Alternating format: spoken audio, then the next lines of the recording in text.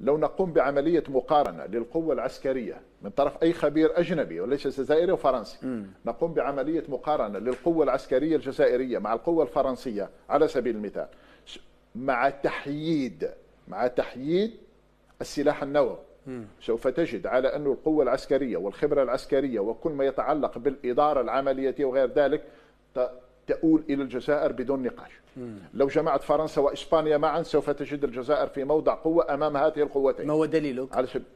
بناء على المؤشرات والأرقام من العدة والعتاد والخبرة المتراكمة.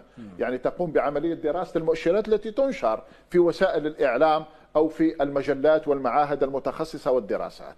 لذلك الجميع الآن يحذر من الجزائر، لأنه في حالة المساس بالجزائر، وهذا هو الطمأنينة المرحلية أو الظرفية. المساس بالجزائر يعني انهيار كامل استقرار شمال إفريقيا ومنطقة الساحل مع الامتداد نحو يعني غرب منطقة الخليج، والأكثر من ذلك وما يرعب الجميع هو على الأقل النصف الجنوبي من قارة أوروبا سوف تدخل في نار وحديد مع الجزائر. الآن قلت لك ظرفية. لماذا ظرفية؟